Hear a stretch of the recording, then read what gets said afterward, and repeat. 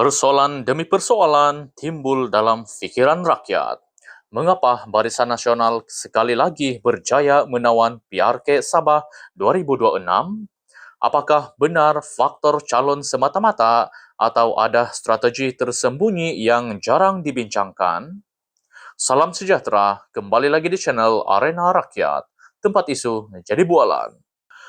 Tuan-tuan dan puan-puan sekalian, kemenangan Barisan Nasional dalam pilihan raya kecil Sabah 2026 mencetuskan gelombang perbincangan hangat di media sosial. Di platform seperti Facebook, TikTok, X, dan WhatsApp, naratif yang muncul tidak lagi berkisar kepada manifesto semata-mata, tetapi menyentuh strategi lapangan, psikologi pengundi, serta keletihan rakyat terhadap konflik politik berpanjangan.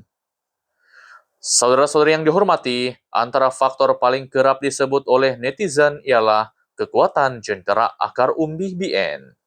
Banyak hantaran tular memaparkan petugas parti yang telah lama dikenali oleh penduduk setempat, bukan wajah baru, bukan juga calon payung terjun.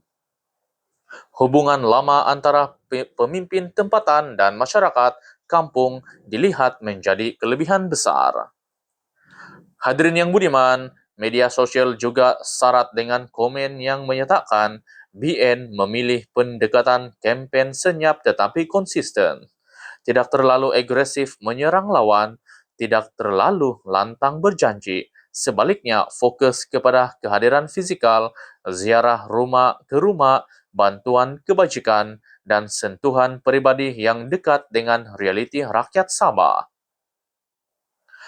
Rakan-rakan penonton, satu lagi naratif dominan ialah isu keletihan politik.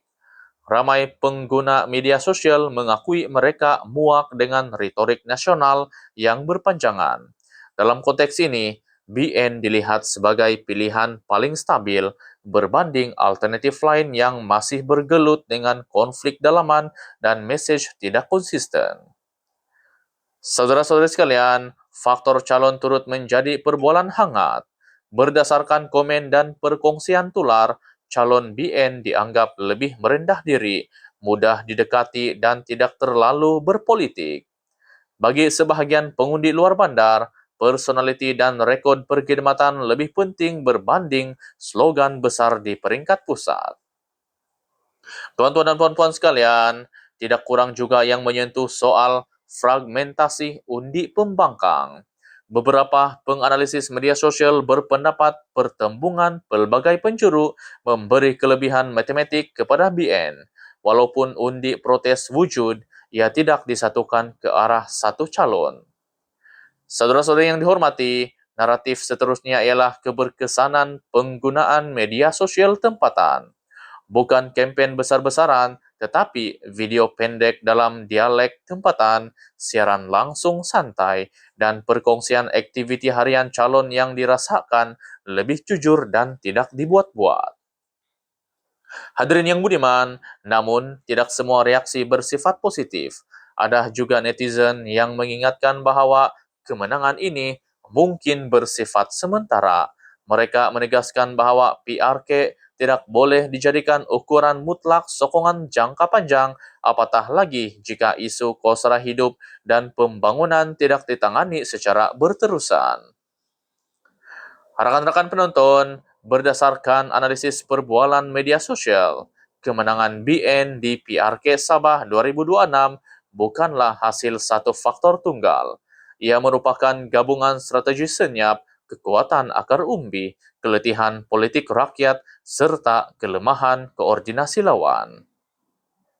Tuan-tuan dan puan-puan sekalian, satu lagi faktor yang kerap dibangkitkan oleh pengguna media sosial ialah peranan kepimpinan tempatan BN Sabah yang dilihat lebih dominan berbanding arahan pusat.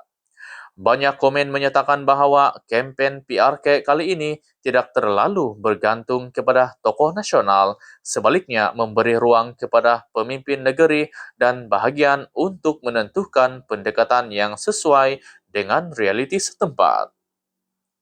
Saudara-saudara yang dihormati, di beberapa hantaran tular, pengundi menyentuh soal kesinambungan bantuan dan janji lama.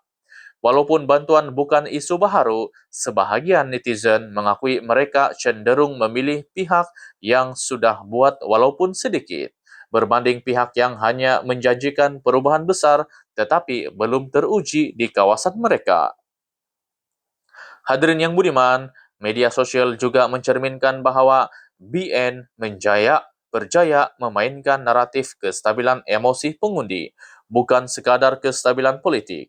Dalam suasana rakyat tertekan dengan kosara hidup, bencana alam bermusim, dan isu pekerjaan, mesej yang ringkas dan tidak konfrontasi dilihat lebih mudah diterima. Rekan-rekan penonton, satu pemerhatian menarik ialah tahap keterlibatan pengundi berusia. Berdasarkan perbincangan di Facebook dan WhatsApp, golongan ini masih dilihat sebagai kumpulan yang setia keluar mengundi dan mereka cenderung memilih parti yang dianggap sudah dikenali serta tidak terlalu eksperimental. Saudara-saudara sekalian, pada masa sama, terdapat juga perbincangan mengenai kadar keluar mengundi.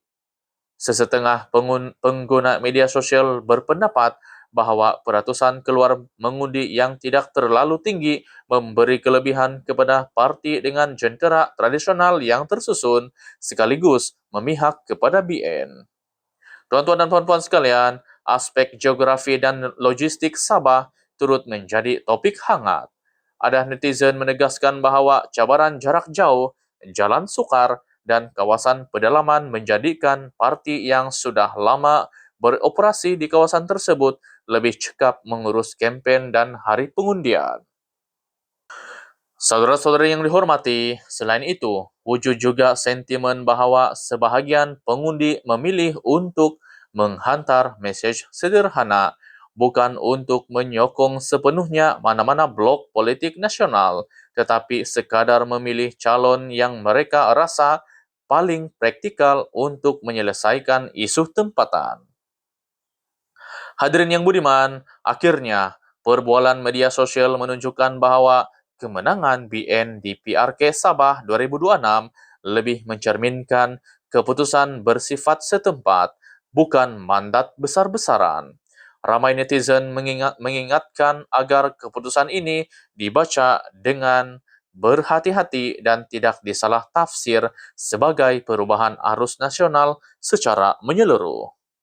Jadi, tuan-tuan dan puan-puan sekalian, adakah kemenangan ini petanda kebangkitan semula BN di Sabah atau sekadar kemenangan tempatan yang tidak mencerminkan arus sebenar rakyat? Kongsikan pandangan Anda di ruangan komen. Adakah Anda setuju dengan analisis ini atau Anda melihat faktor lain yang lebih menentukan?